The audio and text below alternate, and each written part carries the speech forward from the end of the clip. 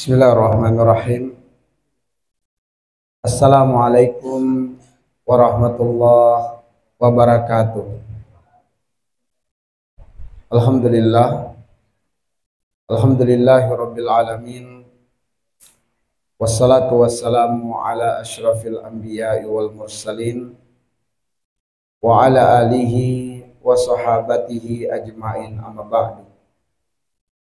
Allahumma anfa'na bima 'allamtana wa 'allimna ma yanfa'una wa zidna ilman. Walhamdulillah ala kulli hal wa na'udzu billah min hali ahli nar. Ikhwatal iman, al-ihba azani Allahu wa iyyakum ajmain. Kita patut bergembira, bersyukur, bersukacita atas nikmat kemudahan yang Allah berikan kepada kita untuk dapat berkumpul di tempat yang kita cintai ini, di rumah Allah Subhanahu wa Ta'ala, di Masjid Az-Zura. Semoga keberkahan sebagai anugerah yang Allah berikan dengan istiqomah berkumpul di rumah Allah mengantarkan kebaikan bagi hidup kita.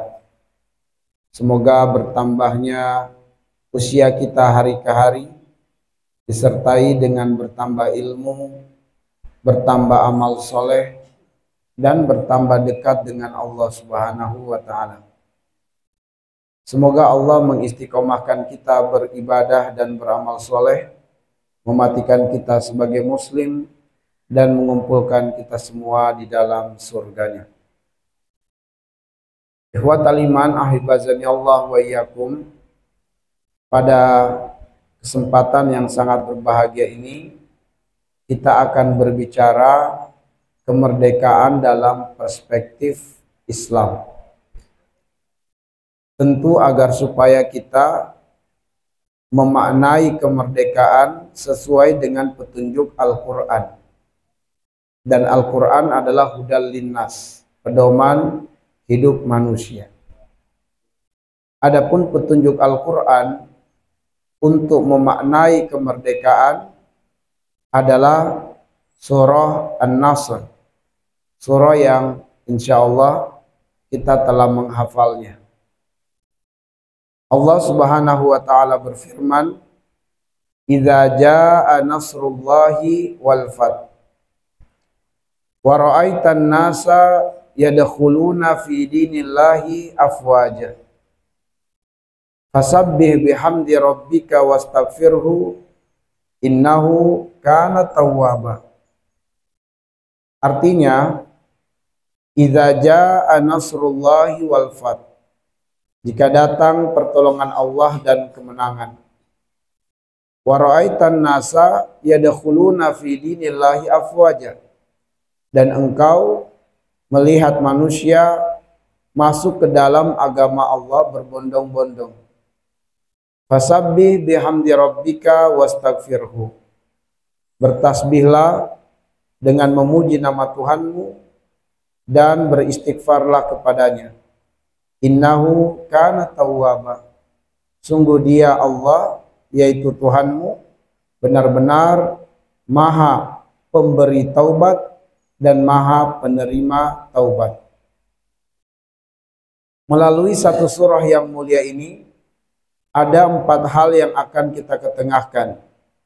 Yang pertama adalah arti dan tujuan kemerdekaan.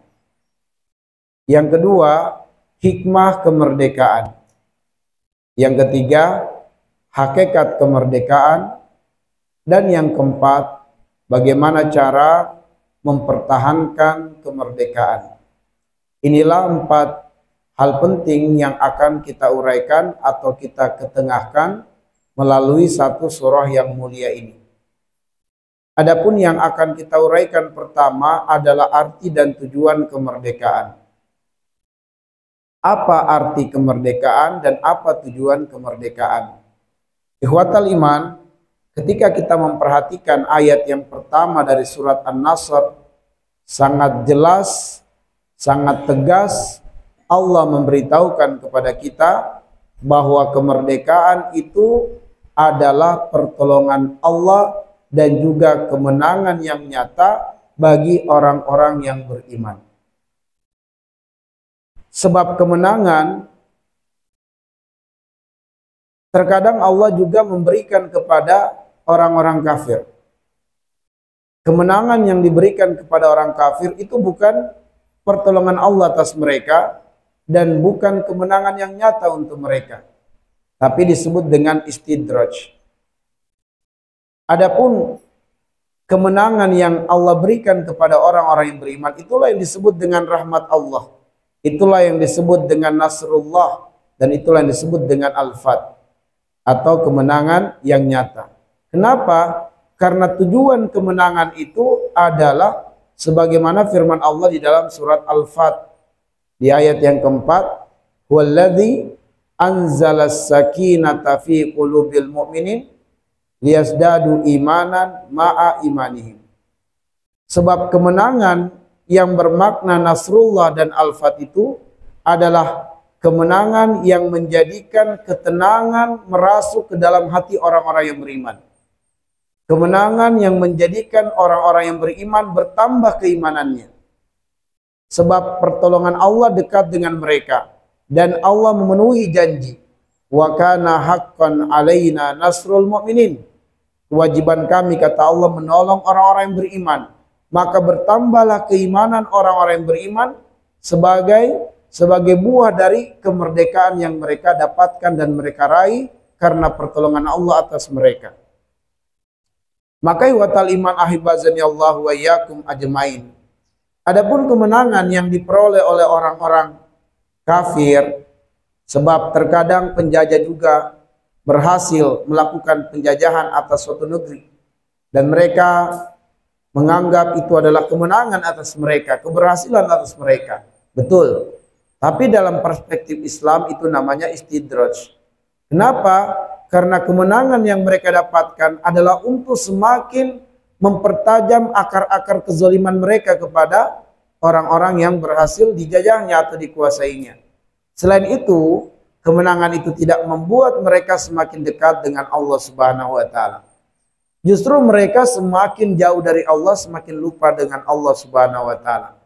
Allah mengatakan di dalam surat Al-An'am ayat yang ke-44, "Falamma nasu ma dzukiru bihi fatahna 'alaihim abwaaba kulli syai' hatta idza farihu bima utu akhaznahum baghtatan fa idahum mublisun."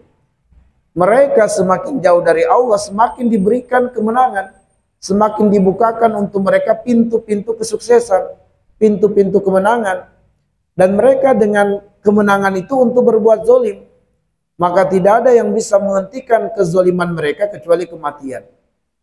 Ya. Tidak ada yang bisa menghentikan kezaliman mereka kecuali kematian. Maka kemenangan yang berarti pertolongan Allah, kemenangan yang sebenar-benarnya kemenangan, itu hanya diperuntukkan kepada orang-orang yang beriman kepada Allah Subhanahu wa taala. Maka kemerdekaan yang diraih oleh negeri ini adalah kemerdekaan yang menjadi pertolongan Allah dan juga anugerah Allah, rahmat Allah untuk kaum muslimin di negeri tercinta ini. Ma'asyiral muslimin azani Allah wa iyyakum. Mari kita melangkah kepada pelajaran yang kedua, yaitu tentang hikmah kemerdekaan. Apa sih hikmah kemerdekaan? Hikmah kemerdekaan dapat kita rujuk pada surat Al-Fath dari ayat 2 sampai dengan ayat yang ketiga. Dan pada kedua ayat itu kita temukan ada 3 hikmah kemerdekaan. 3 hikmah kemerdekaan. Allah mengatakan liyaghfiralakallahu ma taqaddama min dzambika wa ma ta'akhkhar. Itu yang pertama. Yang kedua, wa yutimma ni'matahu 'alaika. Yang ketiga, wa yahdiyaka siratan mustaqimah. Hikmah kemerdekaan itu yang pertama adalah Allah membuka pintu pengampunan dan membentangkan jalan-jalan pengampunan bagi kaum muslimin dengan kondisi yang aman, kondisi yang tenang.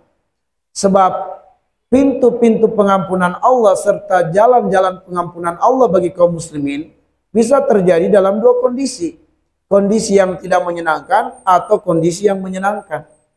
Dalam kondisi kaum muslimin terjajah, maka pintu ampunan Allah terbuka lebar untuk mereka. Jalan-jalan ampunan Allah untuk mereka terbentang luas, yaitu ketika mereka bersabar, mereka kemudian ridho dengan takdir Allah, dan mereka berjuang untuk meraih kemenangan, maka terbentang ampunan Allah yang begitu luas untuk mereka.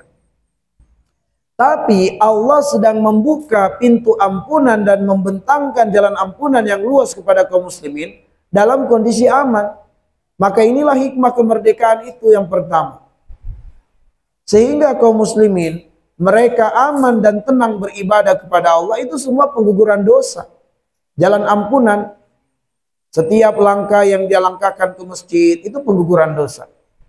Setiap salat 5 waktu yang dia kerjakan pengguguran dosa. Ibadah puasa yang dia lakukan pengguguran dosa. Haji dan umroh pengguguran dosa.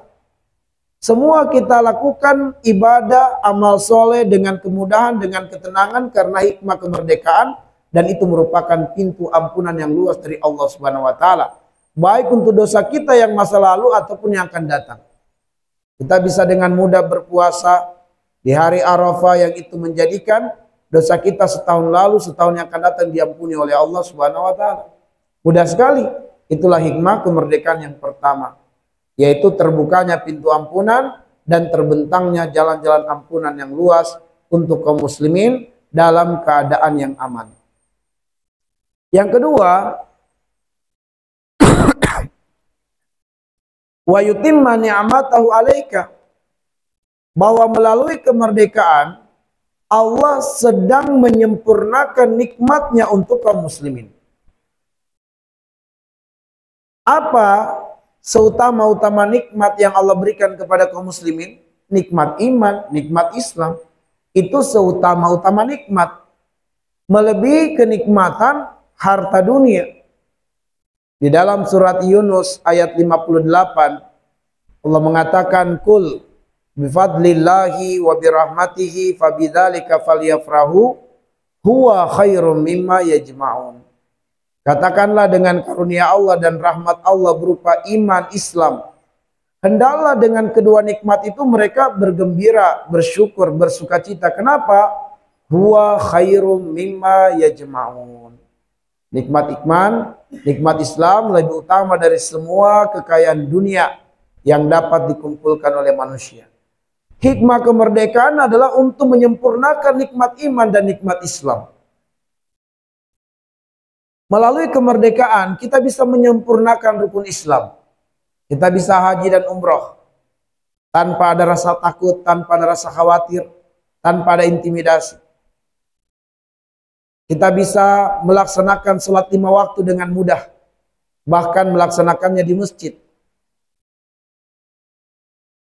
Begitu banyak nikmat Islam, nikmat iman yang termudahkan dan menjadi sempurna kita melakukannya dikarenakan hikmah kemerdekaan. Coba kita mengintip saudara muslim kita di Uighur, di mana pernah bocor berita tentang keadaan mereka di sana. Muslimah dilarang mengenakan jilbab. Mereka terisolasi, tidak bisa keluar dari wilayah yang mereka sedang dijajah. Jangankan untuk kemudian menjalankan ibadah haji dan umroh. Dalam kondisi mereka saja, secara internal itu tersiksa. Mereka tidak bisa menjalankan ibadah. Mereka tidak dibenarkan dan tidak dibolehkan sholat.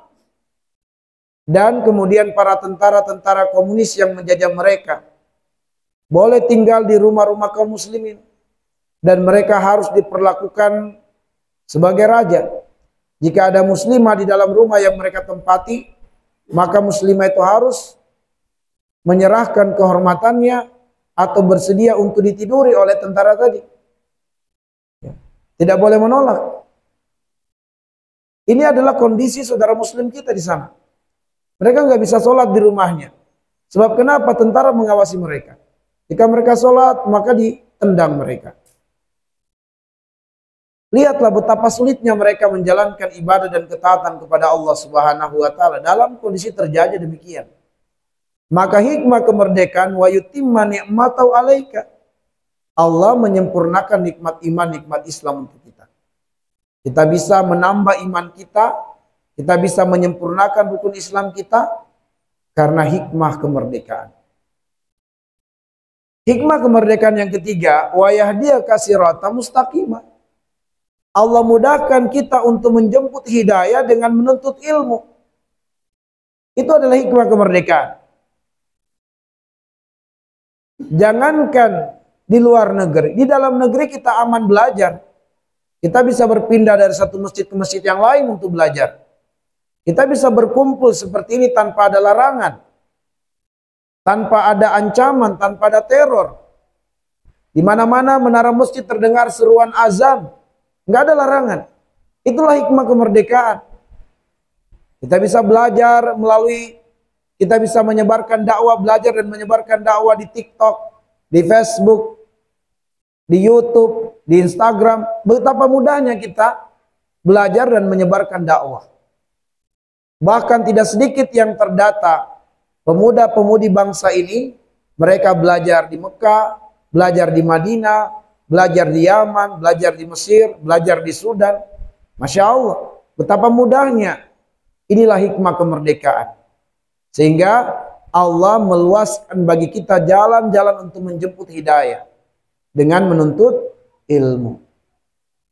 Nah, karena inilah hikmah kemerdekaan, makanya hakikat kemerdekaan itu adalah wa ra'aitan nasa yadkhuluna fi dinillahi afwaja.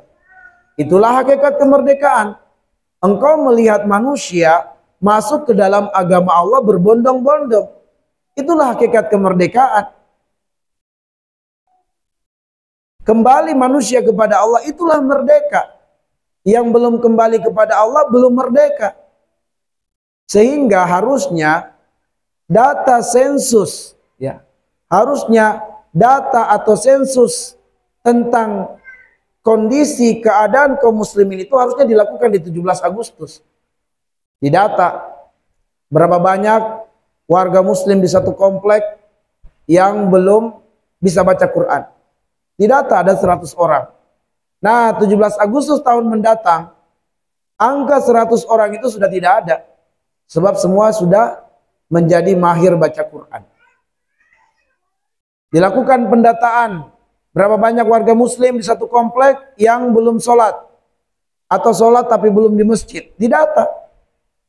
Lalu dipikirkan bagaimana caranya merdeka kita di tahun depan. Angka-angka yang kita sebutkan tadi sudah tidak ada sebab mereka semua melaksanakan sholat 5 waktu dan memakmurkan rumah Allah. Sehingga sholat 5 waktu seperti gambarannya awal-awal Ramadan di Qiyamul Lail. Atau seperti gambarannya kaum muslimin yang sholat Jumat. Itulah gambarannya kalau kita merdeka. Nah, jadi ma'asyiral muslimin, sederhananya hakikat kemerdekaan itu ada 3.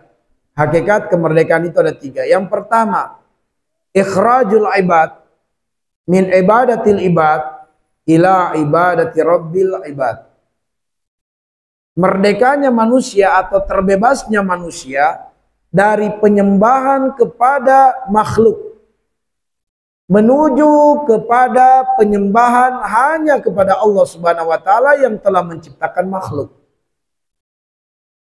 Jadi kalau manusia masih bergantung kepada jimat-jimat, masih bergantung pada jin-jin khodam, masih percaya dengan perkataan dukun, perkataan tukang ramal, masih menyembah pohon, masih menyembah batu, masih menyembah kuburan, masih yakin kesuburan pertaniannya adalah karena Dewi Sri, dan seterusnya, maka ini hakikatnya belum merdeka.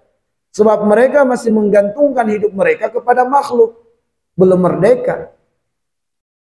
Kalau mereka hanya menggantungkan hidup kepada Allah yang menciptakan makhluk, itulah yang disebut dengan kemerdekaan. Ini hakikat yang pertama.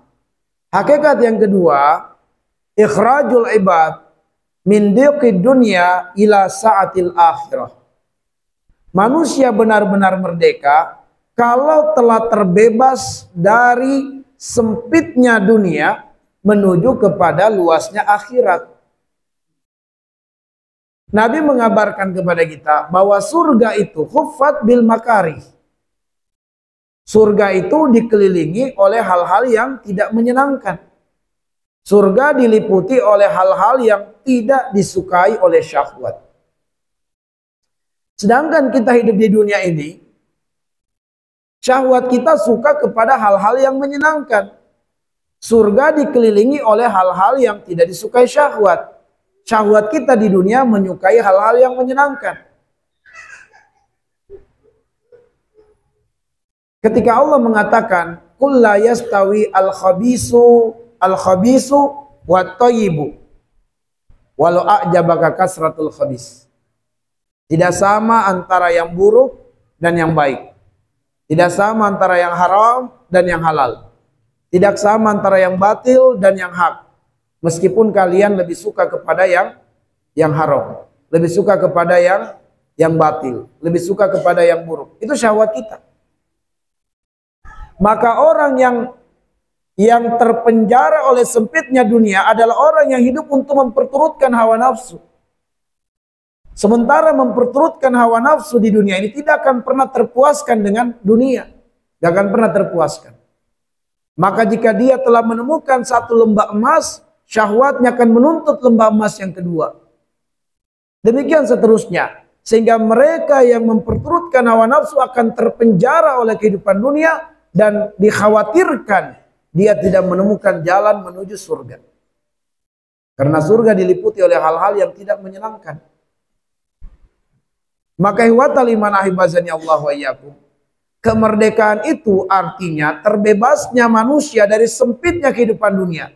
Dengan cara dia mengekang syahwatnya. Lalu dia persiapkan bekal terbaiknya untuk akhirat. Atau dia menjalani hidup. Orientasinya adalah akhirat.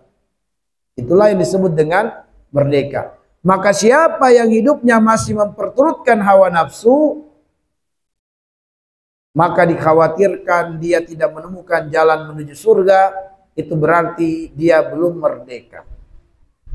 Belum merdeka. Berani pacaran, tapi tidak berani menikah. Berani pacaran.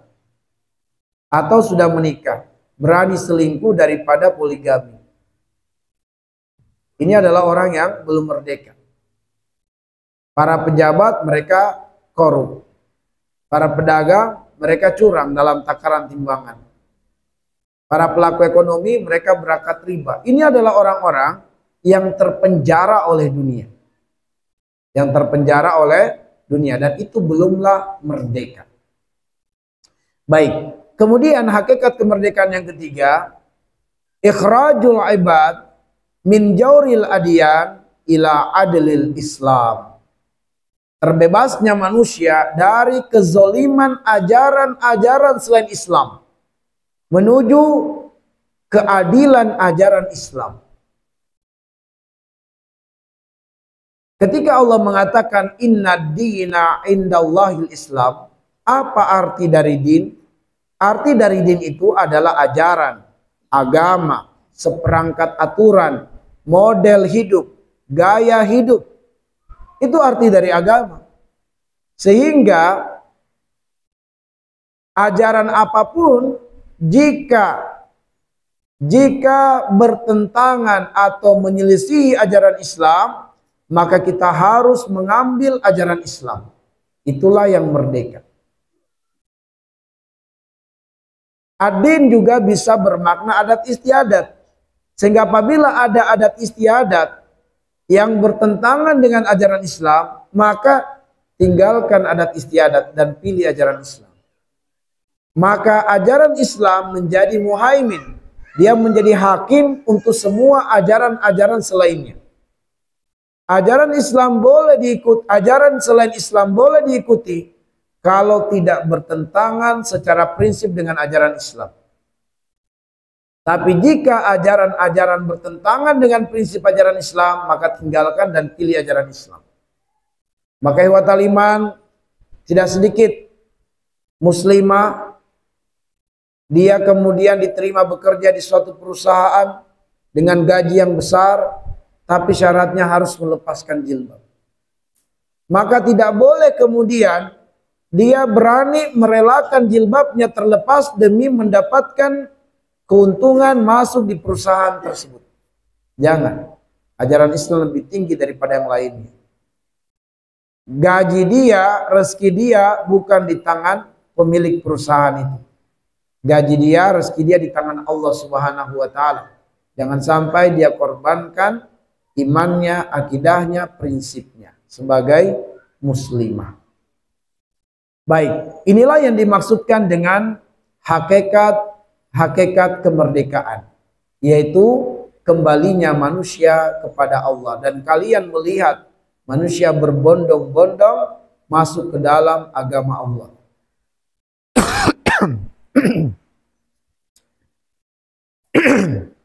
Baik, ikhwatal iman, mari kita masuk pada pelajaran yang keempat.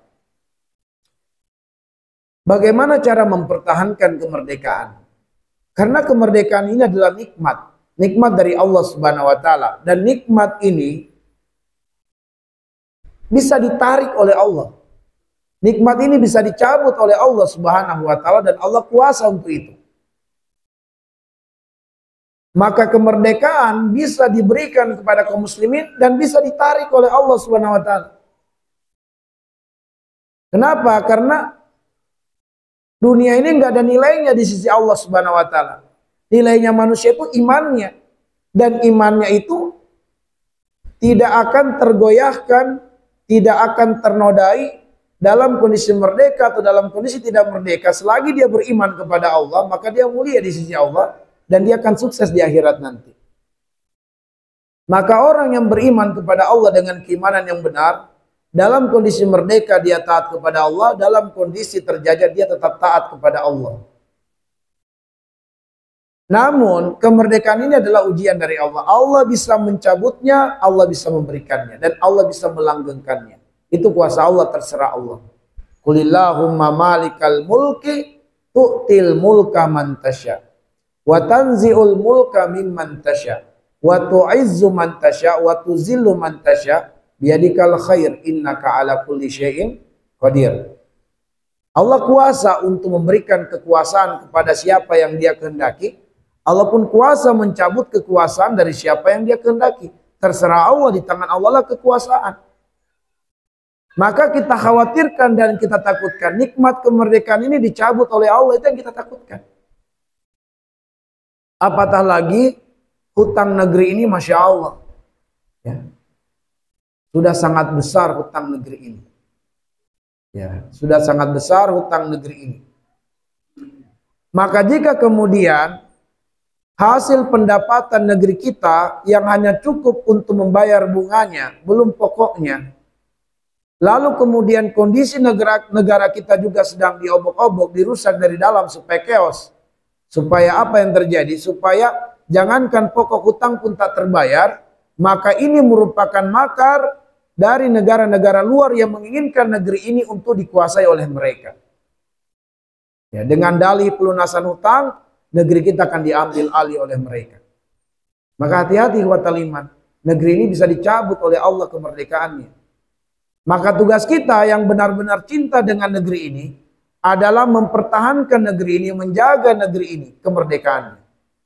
Pertanyaannya, bagaimana cara kita menjaga kemerdekaan ini, mempertahankan kemerdekaan ini? Caranya adalah fasabbih bihamdi rabbika wastaghfirhu. Ada 3 caranya. Ada 3 petunjuk Quran untuk menjaga nikmat kemerdekaan, agar Allah tidak mencabut nikmat kemerdekaan ini. Yang pertama adalah tasbih. Yang pertama adalah tasbih. Apa itu tasbih? Tasbih itu mengandung 2 makna. Makna yang pertama adalah tanzihan, dan makna yang kedua adalah ta'ziman. Makna yang pertama adalah mensucikan Allah dari segala sifat ar-razilah. Ini makna yang pertama dari tasbih.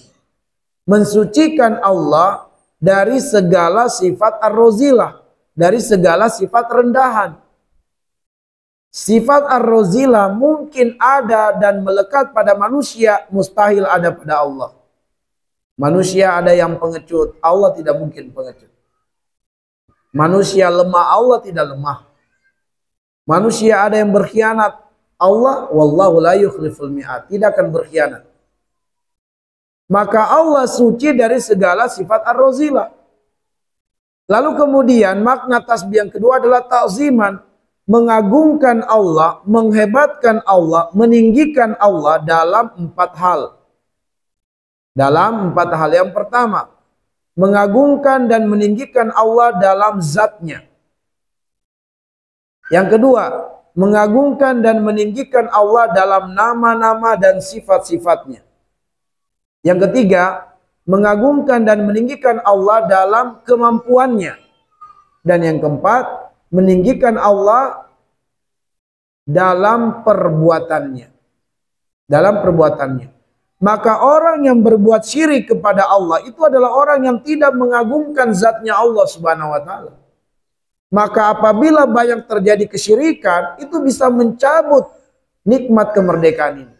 Bisa merusak nikmat kemerdekaan ini. Apabila banyak orang yang tidak ibadah kepada Allah, tidak sholat, itu juga bisa mencabut nikmat kemerdekaan ini. Dan ini yang kita takutkan. Karena dia menganggap kecil hak Allah. Apa hak Allah? Hak Allah adalah al-ma'bud, yang maha berhak diibadahi. Itu hak terbesar Allah atas hambanya. Al-ma'bud. Makanya nama Allah, lafaz Allah artinya adalah al-ma'luh, yang maha berhak disembah. Itu arti dari lafaz Allah. Bahkan kata para ulama tafsir, tujuan penciptaan manusia adalah arti dari lafaz Allah. Bahwa tujuan penciptaan manusia adalah menyembah Allah, itulah arti dari lafaz Allah. Sebab hak Allah terbesar atas hambanya adalah al-ma'bud, al-ma'luh, yang maha berhak dipertuhankan, yang maha berhak disembah. Jika banyak orang-orang yang tidak sholat, maka dia telah menganggap kecil haknya Allah Subhanahu wa taala, maka Allah bisa mencabut nikmat. Allah memberikan perumpamaan di dalam surat An-Nahl ayat 112. Wa daraballahu masalan qaryatan kanat aminatan mutmainnatan ya'tiha rizquha ragadan min kulli makan. Fakafarat bi an'amillah fa azaqahallahu libasal ju' wal khauf bima kanu yasnaun. Allah memberikan perumpamaan tentang penduduk suatu negeri yang tadinya penduduk negeri itu makmur, sejahtera, aman sentosa, rezeki datang dari berbagai arah. Lalu masalahnya di mana? Fakafarat bi an'amillah. Mereka kufur. Mereka lupa kepada Allah, mereka sibuk dengan dunia, lupa kepada Allah. Maka buah dari kufurnya mereka kepada Allah, Allah mencabut nikmat kemakmuran dan kesejahteraan itu. Fa'azaqahallahu libasal ju' wal khauf bima kanu yasnaun. Allah menimpakan kepada mereka pakaian kelaparan, pakaian ketakutan, bima kanu yasnaun, disebabkan perbuatan kufur mereka. Disebabkan karena kekufuran mereka, ketidaktaatan mereka kepada Allah Subhanahu wa taala. Maka karena itulah, kalau kita menginginkan agar negeri ini dijaga oleh Allah kemerdekaannya, Allah tidak cabut nikmat kemerdekaan ini, maka bertasbihlah. Bukan sekedar ucapan, tapi dengan mengimplementasikan tasbih itu. Dengan mensucikan Allah dan mengagungkan Allah dalam 4 hal tadi. Yang kedua adalah dengan memuji Allah, dengan tahmid, dengan memuji Allah Subhanahu wa taala. Memuji Allah yaitu dengan mensyukuri nikmat Allah Subhanahu wa taala. Bagaimana mensyukuri nikmat Allah? Mensyukuri nikmat Allah dengan 3 cara. Yang pertama adalah bil i'tiqad, dengan keyakinan.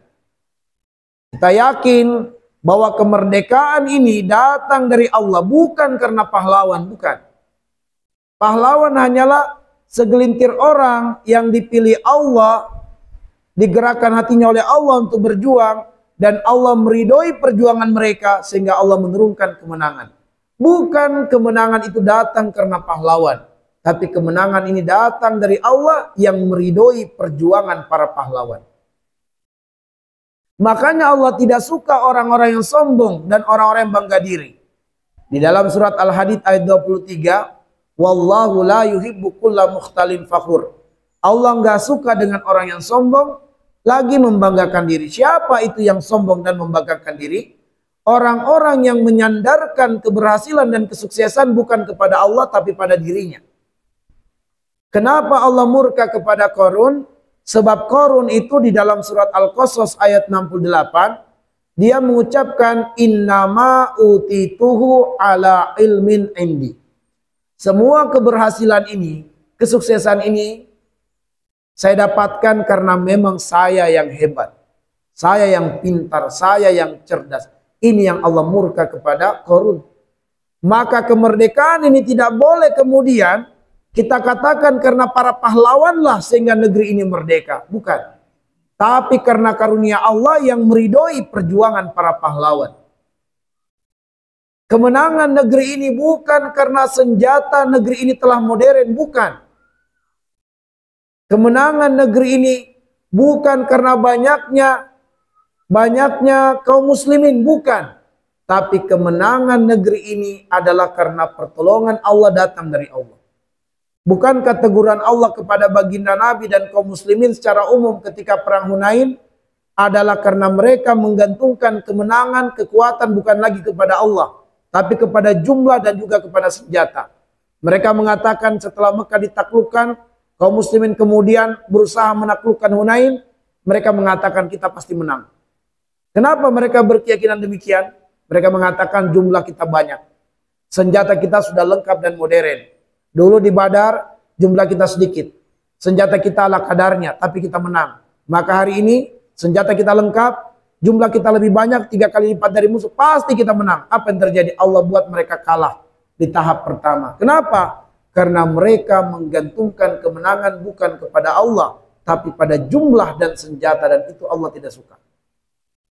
Maka ini pentingnya i'tiqad. Yakini bahwa kemerdekaan ini anugerah Allah, rahmat Allah, karunia Allah, ridho Allah kepada kaum muslimin di negeri ini. Yang kedua adalah dengan banyak menyebut nama Allah, mengingat Allah akan hari kemerdekaan ini. Di dalam surat Ibrahim ayat yang kelima Allah mengatakan, wa zakirhum bi ayyamillah. Ingatkan mereka akan hari-hari Allah. Apa itu hari-hari Allah? Kalau kita buka tafsir di surat Ibrahim ayat 5, hari-hari Allah adalah hari di mana Allah memberikan kemenangan kepada Bani Israel. Kemenangan dari Fir'aun, turun manna wa salwa, kenikmatan-kenikmatan besar yang Allah berikan kepada Bani Israel, itu adalah hari-hari Allah. Mereka harus ingat itu. Mereka jangan kufur, mereka harus ingat kebaikan Allah yang besar kepada mereka. Maka kemerdekaan negeri ini adalah harinya Allah Subhanahu wa Ta'ala. Allah yang mengaruniakan kemerdekaan. Maka hari kemerdekaan harus kita ingat, sebab itu hari Allah. Yang dengan mengingatnya membuat kita selalu bergantung kepada Allah. Bersyukur kepada Allah atas nikmat kemerdekaan ini. Sesuai dengan hikmah kemerdekaan yang telah kita sebutkan tadi. Lalu kemudian cara bersyukur yang ketiga adalah bil jawarih, dengan perbuatan. Yaitu dengan melaksanakan perintah Allah dan meninggalkan larangan-larangan Allah Subhanahu wa Ta'ala. Lalu kemudian ikhwatal iman, cara yang ketiga mempertahankan kemerdekaan ini adalah dengan wastaghfirhu, yaitu dengan menjadi penduduk warga negeri yang selalu beristighfar kepada Allah Subhanahu wa Ta'ala. Kenapa istighfar ini bisa mempertahankan kemerdekaan? Apa dasarnya? Apa dalilnya? Dasarnya, dalilnya sebagaimana dijelaskan oleh para mufassir adalah surat Al-Anfal ayat yang ke-33. Allah berfirman, "Wa ma kana Allahu liyu'adzibahum wa anta fihim, wa ma kana Allahu mu'adzibahum wa hum yastaghfirun." Allah sekali-kali tidak akan menimpakan bala, bencana, musibah pada penduduk suatu negeri selagi engkau wahai Muhammad ada di tengah-tengah penduduk negeri tersebut. Dan Allah sekali-kali tidak akan menurunkan bala, bencana, musibah, hukuman, siksaan kepada penduduk suatu negeri selagi masyarakatnya atau penduduk negeri beristighfar kepada Allah Subhanahu wa taala. Para mufassir menjelaskan ayat ini menyebutkan tentang dua cara untuk menolak bala atau dua cara untuk mempertahankan nikmat yang Allah berikan pada suatu negeri. Dari dua cara ini, cara yang pertama sudah tidak dapat lagi kita andalkan. Kenapa? Sebab Nabi Shallallahu Alaihi Wasallam telah wafat. Tidak ada lagi Nabi di tengah-tengah kita. Nabi telah wafat. Maka cara ini tidak bisa kita andalkan. Maka satu-satunya cara yang dapat kita andalkan untuk menolak bala atau supaya Allah mempertahankan nikmat atas negeri ini adalah dengan kita menjadi masyarakat penduduk yang beristighfar kepada Allah. Maka kita beristighfar minimal 100 kali setiap hari. Sebagaimana Nabi dalam riwayat tidak kurang istighfarnya 100 kali. Coba kalau semua masyarakat beristighfar 100 kali minimal setiap hari. Yakinilah bahwa negerinya akan dijaga oleh Allah Subhanahu wa taala. Tapi bagaimana mau beristighfar? Salat saja kebanyakan ditinggalkan oleh kaum muslimin. Banyak kaum muslimin yang tidak sholat. Bagaimana mereka mau beristighfar kepada Allah? Maka PR kita adalah bagaimana melahirkan dan membanyakkan orang-orang yang beristighfar kepada Allah. Sebab dengan cara itulah Allah akan menjaga negeri ini. Dan seutama-utama waktu istighfar adalah di waktu sahur. Karena Allah mengatakan dalam surat Az-Zariyat ayat yang ke-18, wabil ashar hum yastaghfirun. Mereka beristighfar di waktu sahur. Ikhwatal iman ahibazani Allah wa iyyakum ajmain. Demikianlah yang bisa kami sajikan dan sampaikan terkait dengan kemerdekaan dalam perspektif Islam. Mudah-mudahan kita sebagai muslim tahu bagaimana cara memaknai kemerdekaan sesuai dengan petunjuk Qur'ani. Nakhtafi bihadzal qadar. Nasallallahu ayyaj'alana minal ladzina yastami'una al-qawla wa yattabi'una ahsana. Subhanakallahumma wa bihamdik asyhadu an la ilaha illa anta astaghfiruka wa atubu ilaik. Assalamualaikum warahmatullahi wabarakatuh.